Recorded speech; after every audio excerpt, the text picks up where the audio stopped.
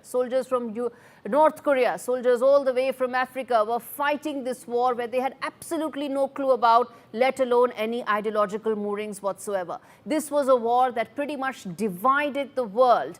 And of course, there were two sides to it. Russia had all along said that it's because Ukraine wanted to enter NATO, it's because there were deep advances being made very close to its territory that it had to defend itself. Ukraine, on the other hand, said, well, it's an independent country and has the right to decide for itself whether it should be in NATO or not. And in the midst of all this, Europe changed forever. You had countries like Finland, Denmark, Sweden, which were known for being absolutely independent in their opinion, finally take stances.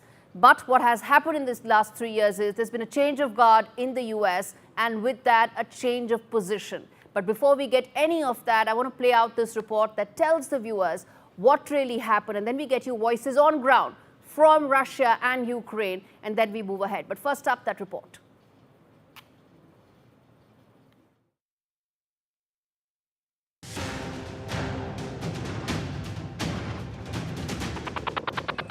A dictator without elections. He's not going to have a country left. Got to move. 3 years into the war, Ukraine's fight has taken a dark turn. Zelensky, once a symbol of resistance, celebrated by the West, is now under attack. President Donald Trump's return to the White House has upended everything. The US, once Kyiv's staunch ally, has turned its back, signaling a potential shift towards Russia, once a global pariah. Trump's America First mantra, now focused on ending the war, has ignited chaos. He refuses to have elections. It's low in the real Ukrainian polls. I mean, how can you be high with every city is being demolished? It's hard to be high. Somebody said, oh, no, his polls are good. Give me a break. Every city is being demolished. They look like a demolition site, every single one of them. And the only thing he was really good at was playing Joe Biden like a fiddle. He played him like a fiddle. That's an expression we use, Yasser, to say that he's pretty easy. A dictator without elections. Zelensky better move fast or he's not going to have a country left. Got to move fast. Президент Трамп з великою повагою до нього відносимося як до лідера народу, який ми дуже поважаємо, американський народ, який нас постійно підтримує. На жаль, живе в цьому дезінформаційному просторі. Europe's once solid backing of Ukraine is now a distant memory. Leaders like German Chancellor Scholz and UK Prime Minister Keir Starmer are sidelined, leaving NATO fractured and vulnerable. Zelensky's position crumbling. Internal corruption scandals, fading NATO hopes, and the US retreating have left Zelensky in a desperate fight. The war's toll devastating. Cities reduced to rubble, civilians caught in the chaos, and international fighters on both sides further complicating the battlefield. As Russia pushes forward, the question isn't if Ukraine can hold, it's how long can it last.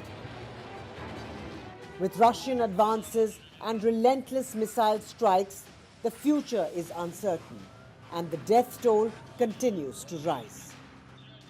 The world watches, but will it be too late to stop the bleeding?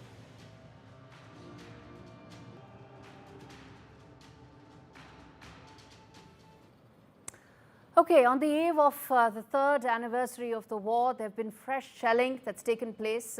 And let's get in both Dasha Chernyshova, who's joining me from Moscow, as well as Stuart Smith, who's joining me from Kiev to understand what's really happening on ground. Dasha, let me start with you.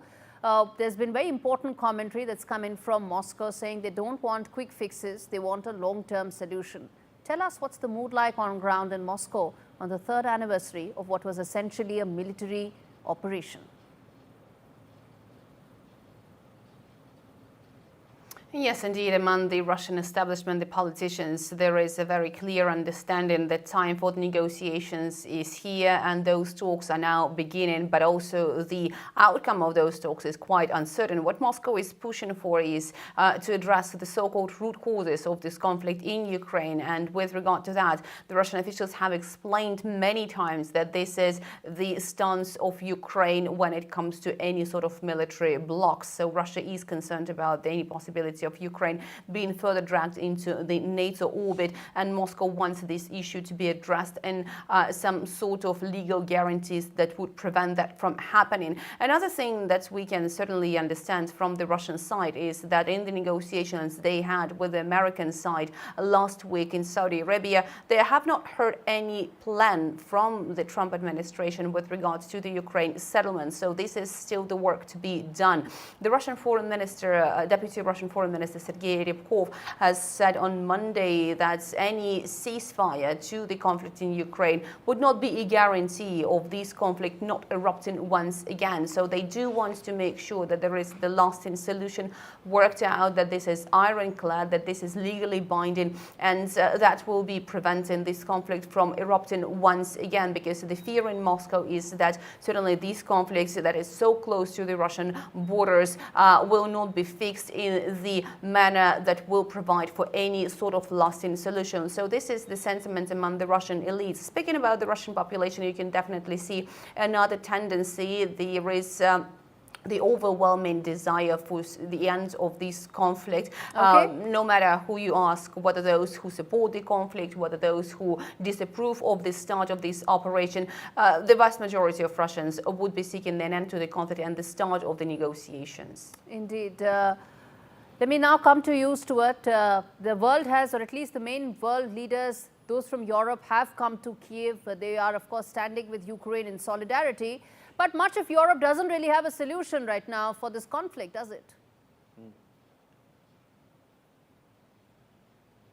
That's right, and it's what's meant the last 3 years is something that President Zelensky said while he supports the efforts of Europe and the United States under the Joe Biden administration. There was never a clear strategy about how to end this. Now there is a strategy being proposed in a sense from Donald Trump, which is to at least talk with Russia and try to come to some sort of agreement. But in the wake of that, Ukraine is terrified that that could mean it ends up having to concede a huge amount to Russia and also therefore would also end up making the rest of Europe more vulnerable to any future incursion. So what does Ukraine want? It wants security guarantees, and it means not just legally binding agreements or reassurances from Moscow or Washington, but something physical in Ukraine that would prevent military action taking place again. Now, President Zelensky still says the most cost-efficient way to that end is NATO membership for Ukraine. But with Russia being quite clear on that not happening, and Zelensky realizing that neither the Americans nor the Europeans ever really wanted that to happen either, he's asking for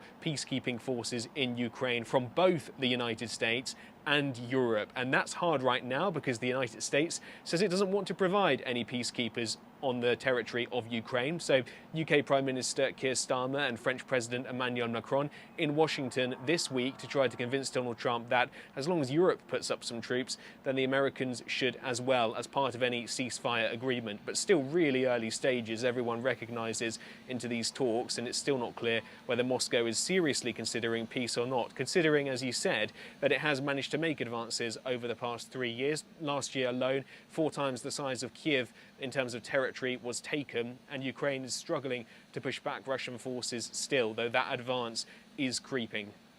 Indeed. And Dasha, which brings me to ask you this, that while on one end Europe may not have a solution, voices within the American establishment are also saying that what they want from President Trump is a very clear guarantee as well, that, you know, when an agreement is signed, he will not go back on it. Something that happened in 2014 after Crimea.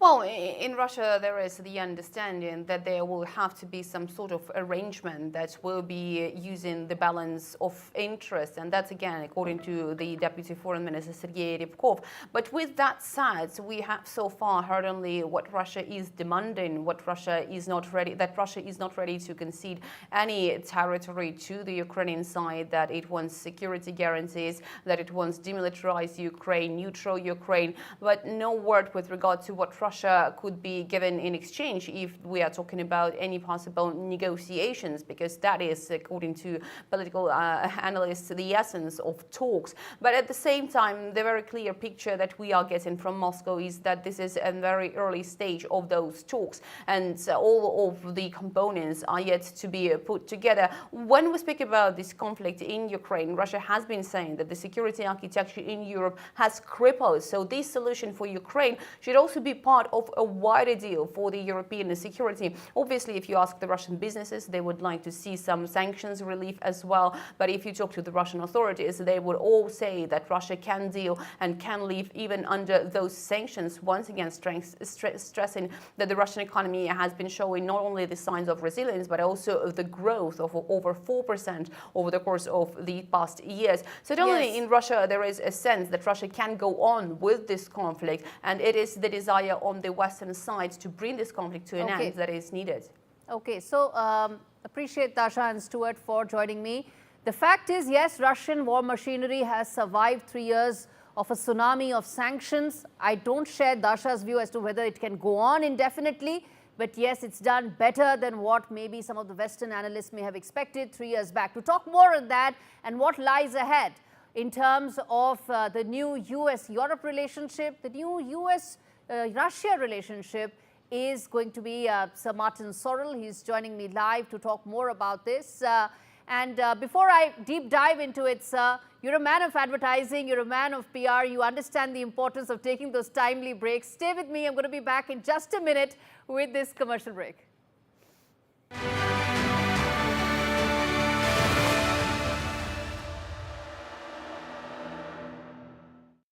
You could spend days trying to sell privately or sell in a flash with We Buy Any Car. Enter your reg number now at webuyanycar.com.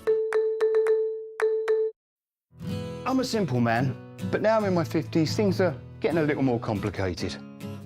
Retirement's peeking around the corner, and I wanted to make sure my family would be really looked after if anything happened to me.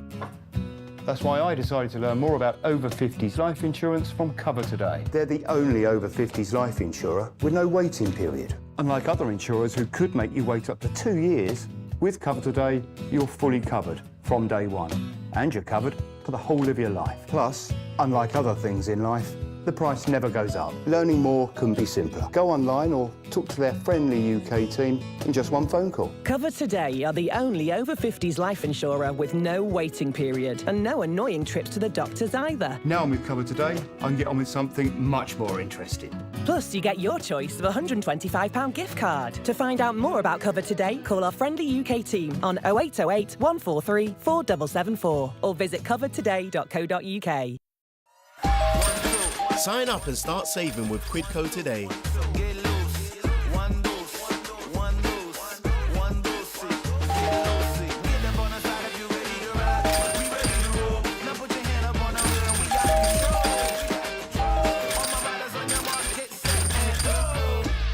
Get cashback every time you shop on over 5,000 brands. It always pays to Quidco.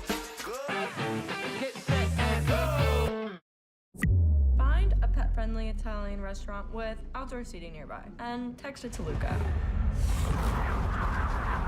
Find it real quick, send it to the click. Wow, the place is sick.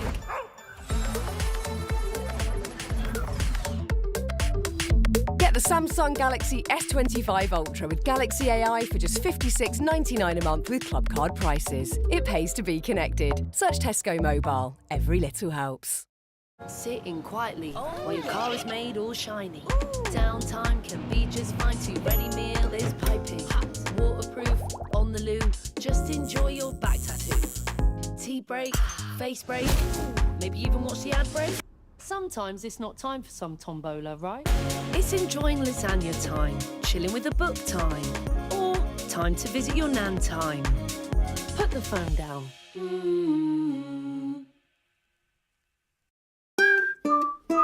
What are you so happy about? I've just made a claim. We could be owed thousands. My claim group? Yeah, the cars we bought on finance, well, the lenders could have charged hidden commissions. It's dead simple to claim. Hey, I had 2 cars before we met. Go to My Claim Group. You could be owed thousands in hidden commissions from cars you bought on finance since 2007, even if you can't remember the details. Done. Simple, eh? Go to My Claim Group now. Claims made simple.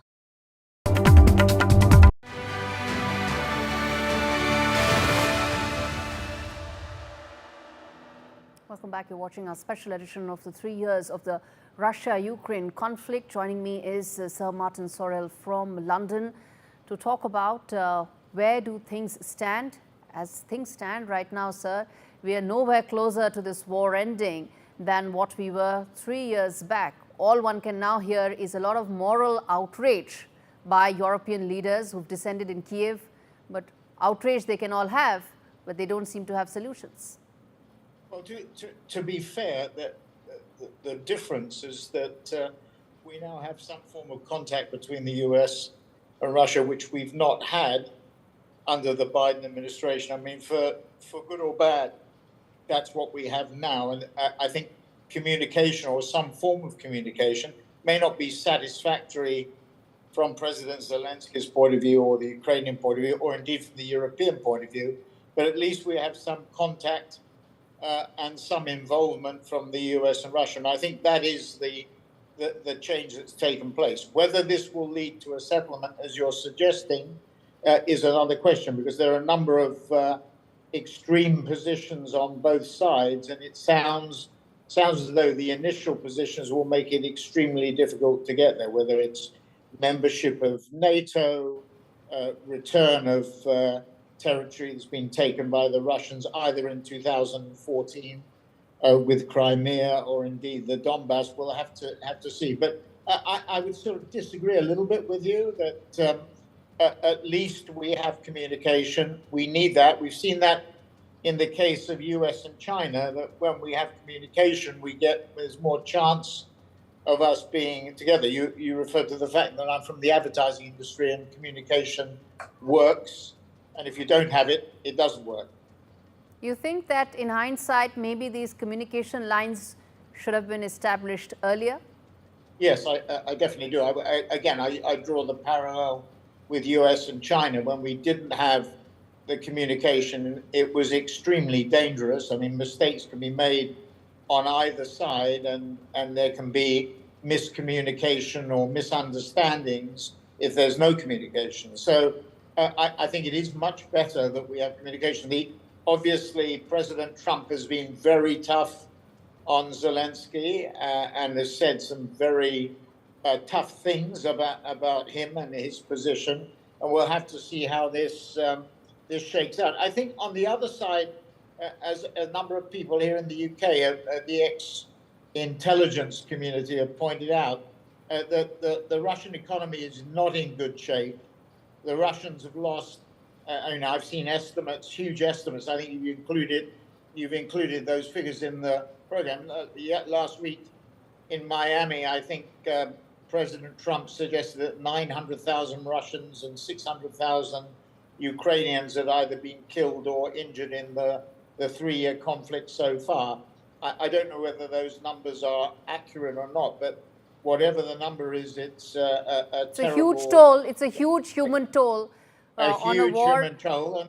And to be fair to President Trump, that is what he is very focused on, or appears to be very focused on in his statements, that he wants to end the conflict because he wants to end the senseless killing and maiming and injuring. What do you think of his approach? What do you think of his approach where, he's, to a large extent, he's blindsided European leaders? They didn't even know when he picked up the phone and spoke to President Putin on 10th of February. Now they're taking turns to come and meet him. Your Prime Minister is set to be in Washington on Thursday. What do you think about that? Our Prime Minister is behind the French President and the Polish Prime Minister. They're all lining up to see President Trump in Washington, which I think he is somewhat flattered by, to say the least. Now, look, the situation is extremely difficult. It will be extremely difficult to resolve, but at least, I would have to say, under the Biden regime, we had inaction. We had inaction in the Middle East. We had inaction as far as Russia and Ukraine is concerned. And to some extent, we had inaction in relation to the US and China. That's the third theater, if I can put it that way, that we've yet to see what will happen. That's the third big geopolitical issue that we have to deal with. I mean, there are others like North Korea, but those three things, the Middle East, Russia, Ukraine, the US, China, are the big three issues that President Trump, I'm sure, is focused on. But look, I will have to see how it shakes out. At Munich, we had some communication also with Europe. To be fair to President Trump, also, he's made it quite clear in Trump 1.0 as he is in Trump 2.0 that Europe has to fend for itself, or fend more for itself than it has done historically. Spending 2 or 3% of GDP on defense is not sufficient, and we can't rely in Europe, as we have done since World War II, on the US for our own defense. We are going to have to devote greater resources to defense, both from a UK point of view and a European point of view. 2 or 3% of GDP may not even be sufficient. We may have to drive it up even further, and we have to look to our own resources in order to deal with the defense issues and the military issues in Europe. So that is a big change. It is now a situation where strong world leaders and nation states negotiate sort of unilaterally rather than multilaterally, and that's something we're going to have to get used to. Indeed, Sir Sorrell, thank you so much for speaking to me on NDTV. The fact that those communication lines could have been established earlier is what some of these leaders that you were seeing pictures of should in fact be cognizant of. We come back and talk more on this. Stay with us. We're slipping into a very short break. More on the Russia-Ukraine war and what lies ahead after this break.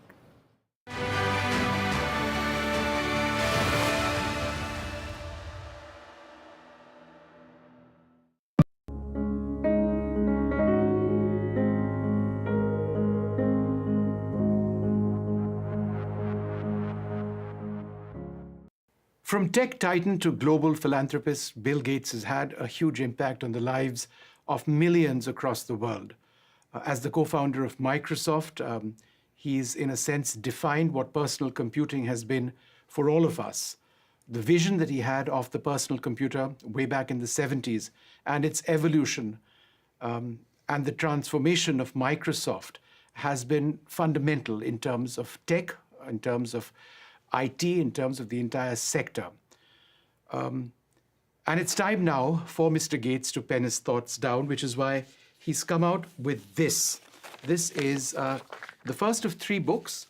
It's called Source Code, My Beginnings, and it's my great privilege to be over here in Palm Springs, in California, to speak about this. Thank you, and I'm delighted to be over here, fly all the way across the world, and I've had a chance to really go through this book. It's very, very interesting. Thank you. One of the primary themes which I found throughout the book has to do with your own intensity. The fact that you've always been driven. I mean, we know that as a fact, but we perhaps didn't know about the extent to which you were focused. And you write, for example, and I quote, "Like one of those watertight hatches on a submarine, I could shut out the rest of the world. Driven by the sense of responsibility I felt for Microsoft, I had closed the hatch door and locked the wheel. No girlfriend, no hobbies. My social life centered around Paul, Rick, and the people we worked with. It was the one way I knew to stay ahead." Could you tell us about how your focus ultimately resulted in you being the Bill Gates we know today? Well, part of my makeup, even from a young age, was that if something was fascinated, I could really dig in on it. So, learning to play cards with my grandmother, having books read to me, reading books, and mathematics early on fascinated me, and so I went into depth.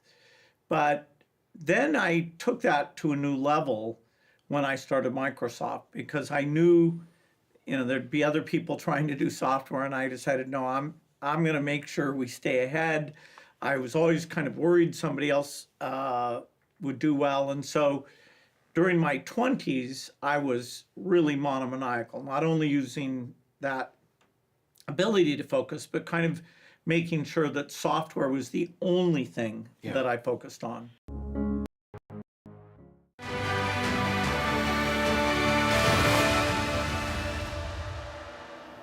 Welcome back. You're watching our special broadcast on the 3rd anniversary of what is turning out to be the longest war in Europe since the Second World War. On your screens, viewers, are those live visuals coming in of European leaders who have descended in Kiev to, well, express their moral outrage, because at this stage, that's best what they can do. There are some experts who feel that the communication lines that President Trump has established with President Putin should have been done earlier, if for nothing else, but for the sake of thousands and thousands of people who've lost their lives on both sides, in Ukraine and in Russia. On your screens are some of those live visuals. That is the EU Chief Ursula von der Leyen, who's met Vladimir Zelensky a short while back. Everybody has come to Kiev, but even as questions still remain. United Nations General Assembly is set to vote on 2 competing resolutions, marking 3 years since this what started as a limited military invasion and activity inside Ukraine. The United States is urging member states to support its draft resolution, which calls for a swift end to the war but does not mention Russia's troop withdrawal. Washington is also asking countries to reject a rival resolution that's backed by Ukraine and the European allies, which demands that Russia withdraws and goes outside the Ukraine territory. The vote comes as President Trump pushes to broker peace with Russia, raising concerns in Europe that they are being completely sidelined. This comes even as President Macron, who will be followed by the Polish president and then the UK Prime Minister, to ensure that they have at least a seat on the table to remain relevant. Let's quickly now get in guests joining me for this special discussion to talk more about it. I have with me Miss Victoria, who's joining me on the show. I also have Nicholas Nugent, as well as Tatiana, who's joining me to talk more on this. In fact, Tatiana, let me start with you. As things stand right now, the more they change, the more they remain the same. Yes, we are talking about some sort of a peace momentum, that there may be some sort of a momentum towards a possible peace solution, but the fact is there is no peace. Well, Gaurie, good day to you. But as far as I'm concerned, I think that you're talking about peace. We here in Moscow are talking about a normalization of relationships between Moscow and Washington and a possibility of a negotiation. Not about peace per se, because we've had, if we go as back to 2014, we had an agreement. That's why, I've been sitting here tuned into this broadcast for half an hour, because you connected me a long time ago. For some reason, everybody keeps talking that, well, Russia wants assurances. Of course Russia wants assurances. We had a negotiation that lasted overnight, and every journalist in the world was tuned in for hours and hours. And then the world leaders, Angela Merkel at the time, the greatest by far leader in the past, at least decade that Europe has seen, and everybody was saying, look, we have an agreement, and the Minsk agreements were broken almost the next day by Ukraine. So we had a very nice agreement in place that never stood, because Ukraine said, okay, this is on paper. In reality, we're going to continue killing people in Donbass. And this is, again, something that you and your correspondents, even the correspondent in Moscow, which I'm actually appalled to hear, is kind of omitting from this report altogether. Tatiana, at least you will not, you will at least appreciate the fact that we are being balanced and representing the two sides. I gave as much time to the correspondent from Moscow. Oh God, no. I will never agree to than, that. than the one You're in Ukraine. talking about, Anyhow, you're talking I'm going to about ask you a Russian follow-up American question and give you enough time, Tatiana, which is that the crux of the issue comes down to just that. Reading of an issue differently by Ukraine and Russia, which is the 2014 agreement that you're referring to. Let me now move ahead and ask about, you're saying that it's about normalization of relationship between US and Russia. Where does then Ukraine and by extension NATO figure in this? Ukraine doesn't figure anywhere in the US-Russia relations. It doesn't have, a place in this because a bilateral relation is a bilateral by definition. If we're talking about NATO and what President Zelensky said yesterday, that he's ready to give up his presidency, but only if Ukraine is included into NATO, this is, again, a part of his very populistic discourse that he continues in order to, first of all, continue moralizing, his countrymen, which I can do nothing but commend him for. He's been very good on the media front. That's something that we cannot take away from him. But it is talking for the sake of talking. This is pure populism. Okay. Nicholas, respond to what Tatiana just said, which is that, well, at the end of the day, it's a bilateral relationship between America and Russia, something that whole of Europe is appalled over, something that Ukraine is not being able to digest because, they feel they should have a seat at the high table as well. They don't have one right now. But is this how this entire issue is now going to be dealt with between President Putin and President Trump? Well, look, let's take a step back. And much though I appreciate the way you're bringing together representatives from different countries, that's full marks to you. We're not doing the negotiation here. And speaking for myself, I can only observe what's going on. I'm not going to find fault. I'm not going to criticize what happened in 2014 or indeed what's going on now. So if I look at what's going on now, I would agree with Tatiana that the positive side is that, and indeed Sir Martin Sorrell moments ago, the positive side is that Russia and America are talking in a way they haven't been talking for quite a long time. And that surely must be a prerequisite for any advance towards peace. Yes, Europe are rather up in arms about that because they've been left out.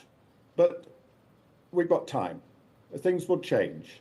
The starting point, as I say, was that Russia or America starts talking to Russia again, which is absolutely crucial. We've got the European leaders in Kiev today. We've got other European leaders visiting Washington this week. So it's quite a critical week as to what goes on. Yes, I sit here in Europe and I have my concerns at the way there seems to be a wedge in NATO, because NATO, which to be blunt, was born the same year I was. In other words, it's kept the peace in Europe as we see it for all those years. There is an argument that NATO is outdated and we need some new security apparatus for Europe. Perhaps that will emerge from this. But we are in a little bit of a sort of démarche since the Riyadh talks between Russia and America. Europe doesn't quite know where it stands, but we are close to the source of the conflict. We in Europe have the biggest reason for wanting to see peace. And frankly, in my own country, in Britain, we would rather be talking to Russia again. Let me say that to Tatiana. And by the way, may I also add that I've spent quite a lot of time in the Donbass, so I do know the territory we're talking about, which used to be Ukraine-controlled and is now Russian-controlled. So I've got quite strong views on that, but I'm trying to keep my personal opinion out of this. So very important takeaways. What is going on? Absolutely, very important takeaways here on the show. We earlier had Martin Sorrell also, sitting in London, who said, well, these conversations should have happened earlier. You have Nicholas here, who's also saying, well, UK would prefer to speak to Russia, but of course, right now it's not being able to. And of course, you have these European leaders all taking turns to come and meet President Trump to at least, of course, remain relevant. Victoria, where does that put Ukraine? President Trump is clear there are going to be no American boots on ground. He's also very clear this is pretty much now an equation between Trump and Putin. Where does that leave? Forget Zelensky, Ukraine in this. That leaves us with a very pro-Russian, as of now at least, pro-Russian position, unfortunately. And excluding the main country that is being invaded is weird, to say the least. I'd say geopolitically hilarious to a point. Ukraine's main issue with that is that we have no guarantees whatsoever, whether or not it's about the rare materials found in our land, or it is something about the guarantees, the peace talks, the basically anything geopolitically related. Ukraine is out of it. So we are not happy with that.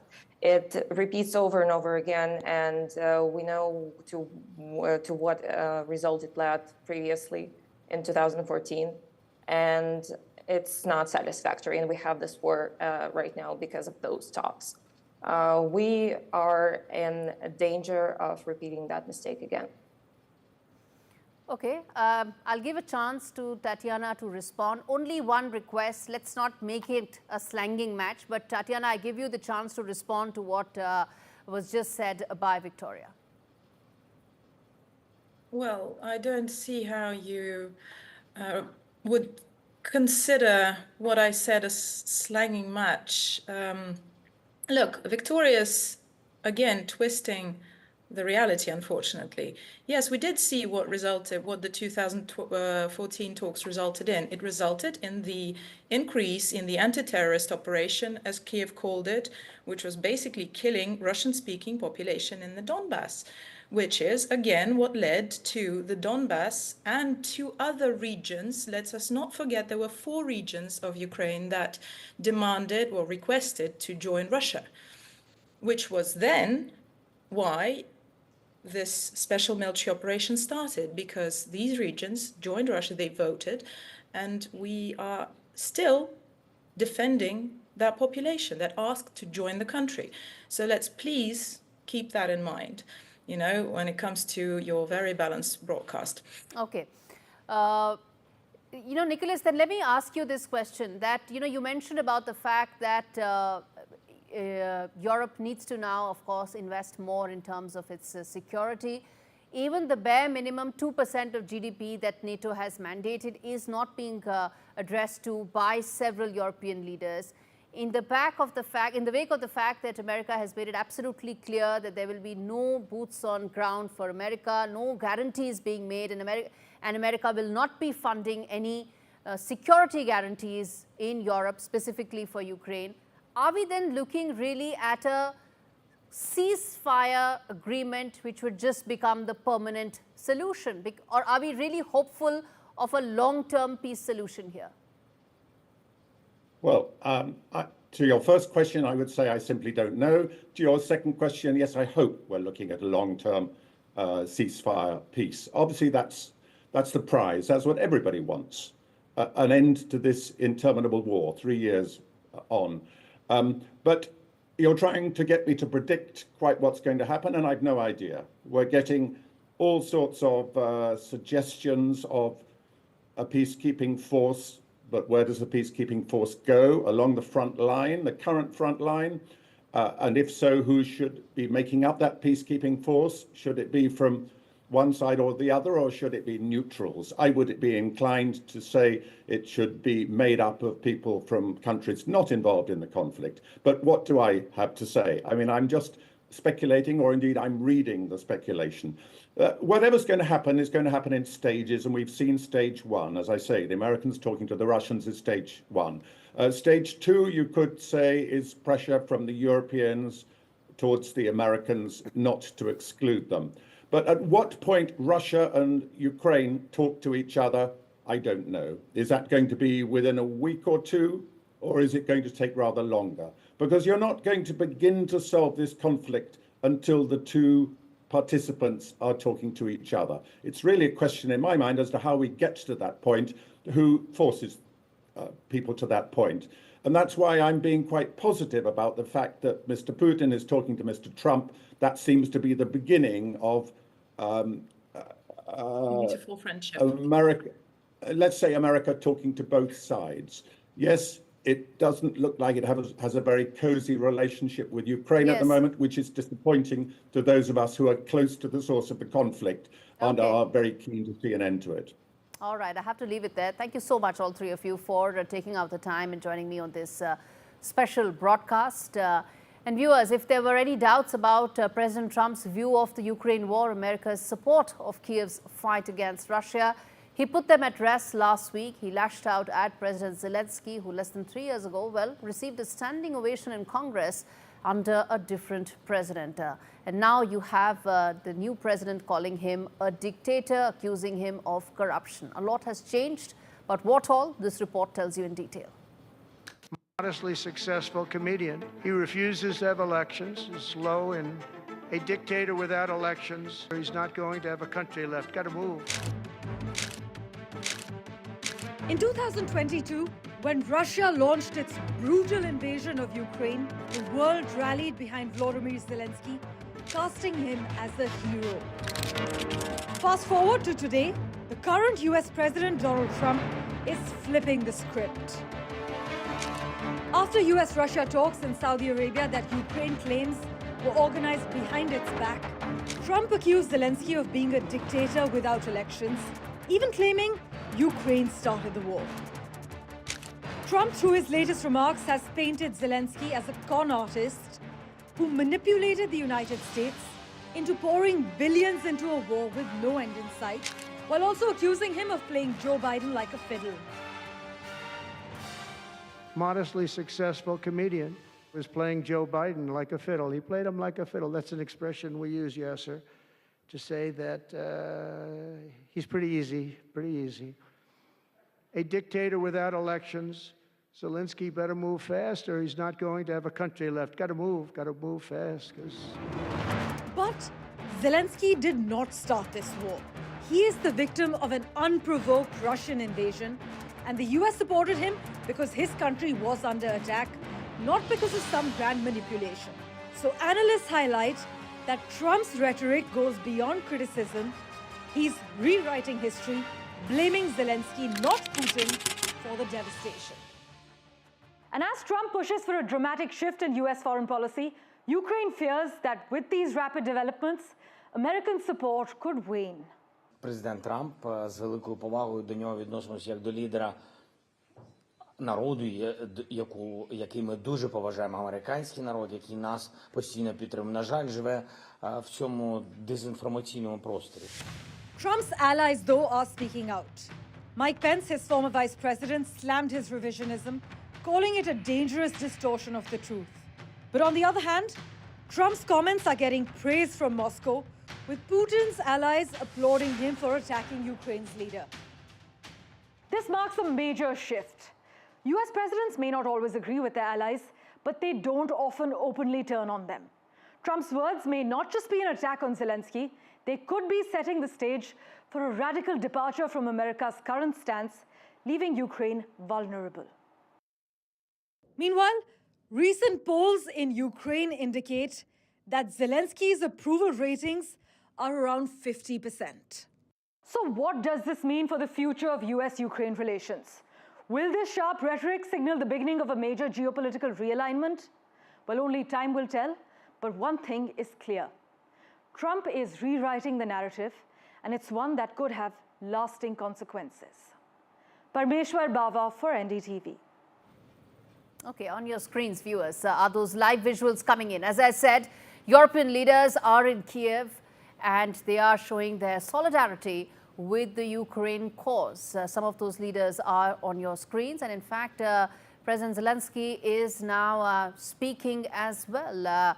We'll try and cut to that in just a bit. But before that, viewers, it's important to tell you that both Keir Starmer and President Macron have agreed to show united leadership in support of Ukraine when they separately will meet President Trump this week. UK Prime Minister and the French President both spoke on Sunday afternoon to reiterate the importance of Kiev, and they will in fact be putting this up. But the influence of Europe has, of course, dwindled. On your screens are those leaders coming together, but are they relevant is the point. How are they relevant in the entire peace talks? One saw in Riyadh as well, which was essentially about US and Russian delegations. thrashing out a potential solution to the war. All right, on that note, we slip into a very short breather. We come back with another big voice on this war after this very short break. Stay with us.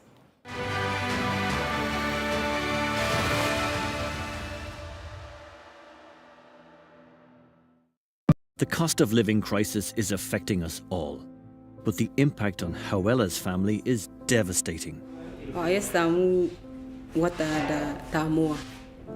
lalle ana fama kuma akwai yan tama gaskiya ana kai yara kam ina doke da juna biyu zuwa gaba mu sabin da zamu ci. Hawela has done everything she can for baby Zenadia, but her community already struggles with poverty. Now they face droughts, food shortages, soaring prices, and it's babies like Zenadia who suffer the most. She's caught up in a worldwide child hunger crisis that is worsening by the day. This year, over 3 million mothers will lose a child to hunger. Will you help us get urgent food to a baby like Zenadia? Please support our child hunger crisis appeal by giving £3 a month to Concern Worldwide. Concern supports emergency food programs in 20 countries. But as this crisis deepens, we urgently need to deliver more food supplies. Your £3 a month pays for 120 sachets of nutritious food. They're simple, inexpensive, and save babies' lives month after month. Please think of families like Hawela's. Text HELP NOW to 82727 or call 0800 035 3227. Support our child hunger crisis appeal today. Thank you. Hi, it's Phoebe from Auto Trader's monthly electric car giveaway, and we're pleased to say that you've won a brand new electric car. It's a dream, honestly, it really is a dream. Oh my god, me and my boyfriend talk about the Auto Trader competition every single month. I was waiting for the know you ever won. Now I'm retired, I can spend more time with my grandson. I'm proud of him and want to help any way I can. Which reminds me, welcome to British Seniors, the UK's #1 rated provider of over 50s life insurance. Hi, I'd like a quick quote. No problem. We're proud to offer our seniors lifetime guarantee. With 100% of claims having been paid, we guarantee your premiums will never go up and that you'll speak to one of our specialists in the UK. Well, that's good to know. UK residents aged 50 to 80 are guaranteed to be accepted. Depending on your age, your loved ones can get a cash payout up to £10,000. And that money can help with my funeral costs or even be used as a gift. I'll do it. Plus, when you sign up, you'll receive a £135 gift card and free 24/7 GP advice and health services. Thanks, Mum, for everything. Be proud to protect your loved ones with British Seniors. To get a free quote today, call our UK team on 0800 158 552 or visit britishseniors.co.uk. Sometimes it's not time for some tombola. It's enjoying lasagna time. Or time to visit your nan time. Put the phone down.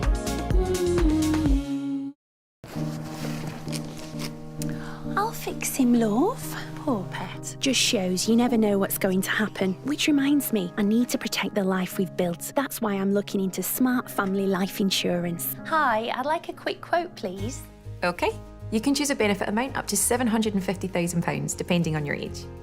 If you're a UK resident aged 18 to 64, you can apply with just a few health and lifestyle questions. For £250,000 of cover, the price starts at just £14.77 a month. That's less than I thought. And it could help my husband with the mortgage. Just like families, not all life insurance is the same. That's why we offer the Smart Family Guarantee. That's good to know. You'll also receive a 100% advance in the event of terminal illness and 10% cash back on your first year's premiums. That's the Smart Cashback. Plus, you'll also get your choice of a £125 gift card. Protect the life you've built the smart way. To get a free quote today, call our specialist UK team on 0800 977 5753 or visit smartinsurance.co.uk.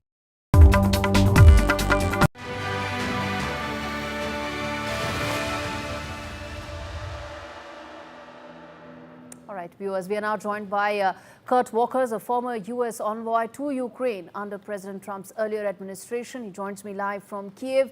Mr. Walkers, good to have you back on the show. We spoke last time. You were at the Munich Security Conference. How do you see things as they stand right now? Well, there is still an elusive peace accord.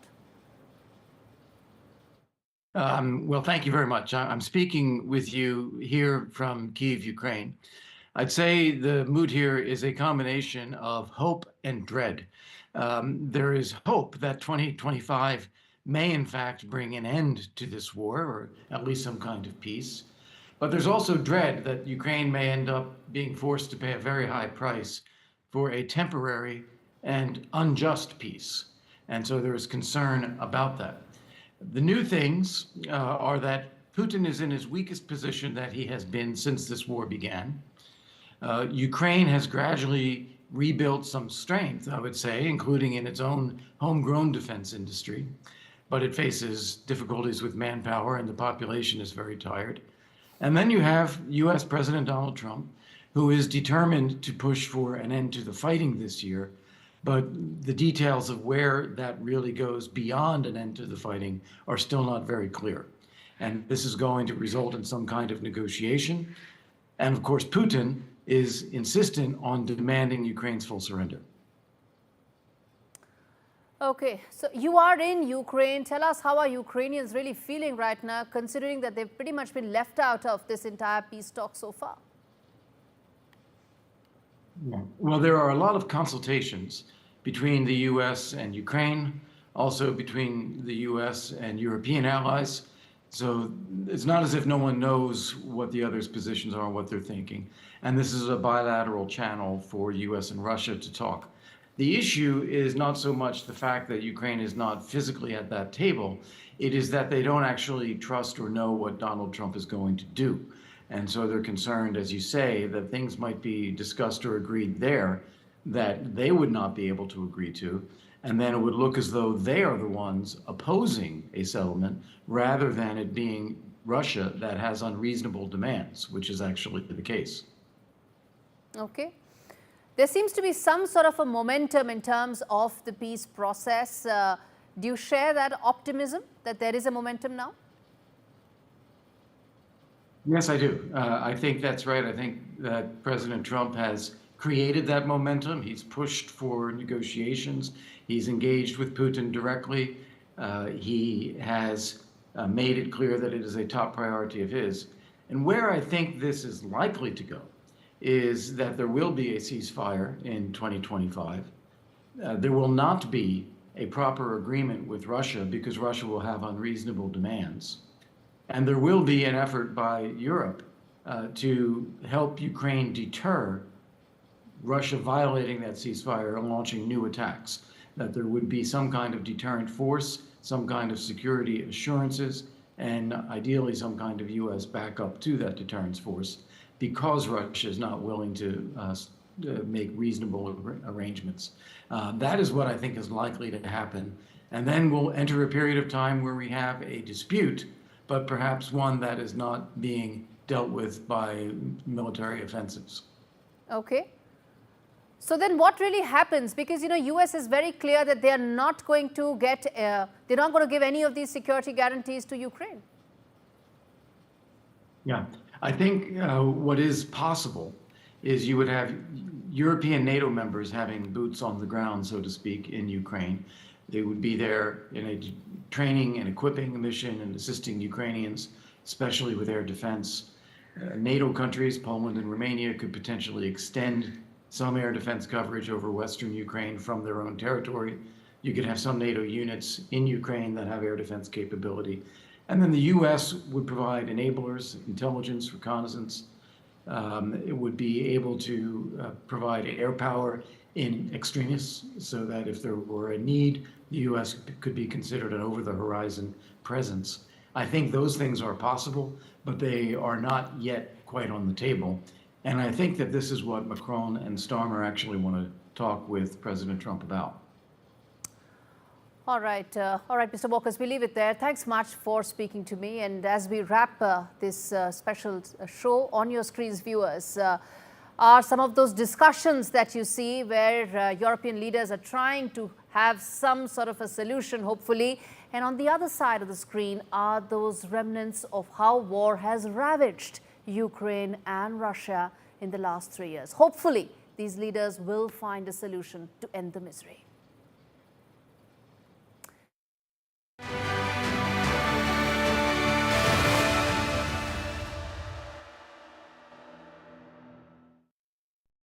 Ladies and gentlemen, we found the reason why Britain hasn't been so great of late. It's because the country hasn't been eating enough Weetabix. It makes sense. I've been eating croissants. Me too.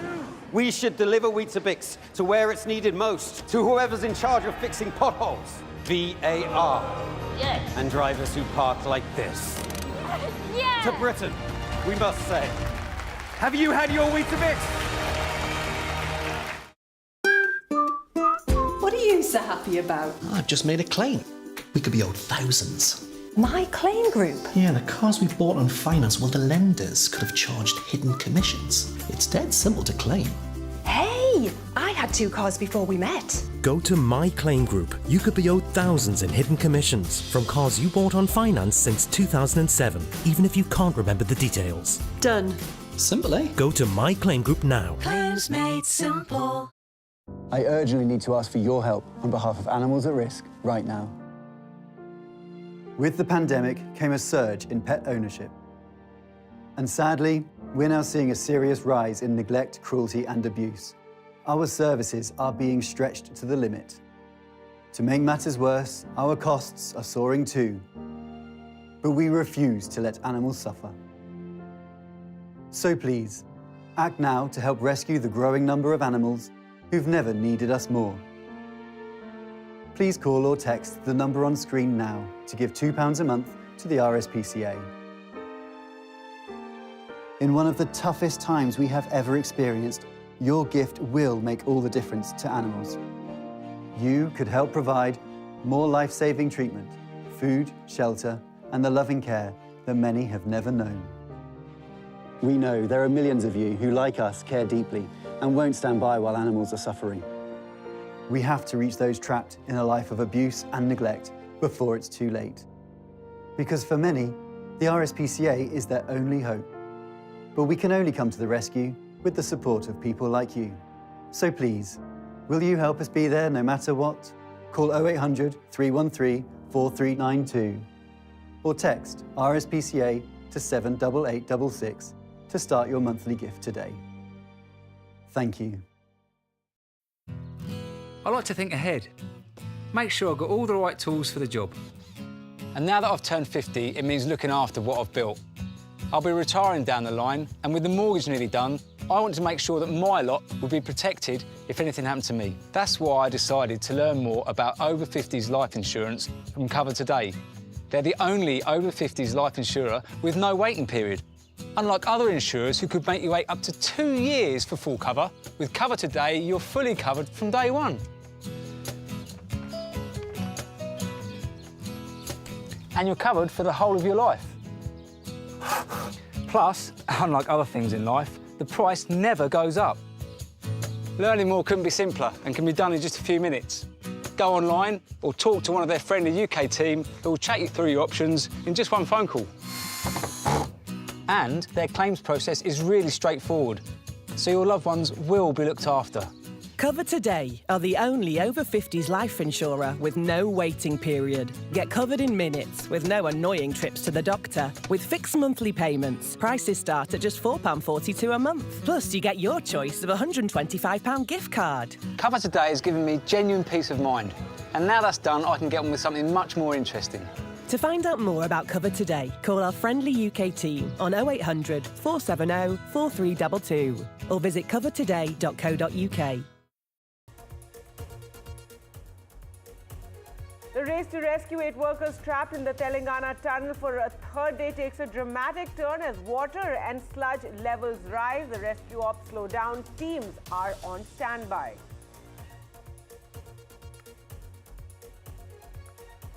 India and UK resumed trade talks after an over a year pause. Union Minister Piyush Goyal says the free trade agreement is a win-win for both countries, while the UK Trade Minister says looking for strong trade partnership with India. India stock markets plunged over 1% in trade today. Tariff uncertainties as well as the US economic slowdown are driving down the markets.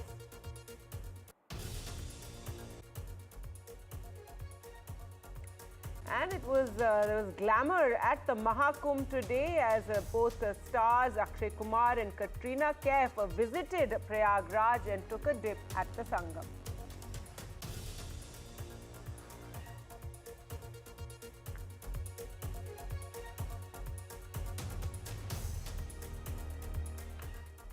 All right, so let's get started. And as we said, it was quite a whirlwind of a day for the Prime Minister. He was first in Madhya Pradesh and then in Bihar, where he sounded the poll bugle.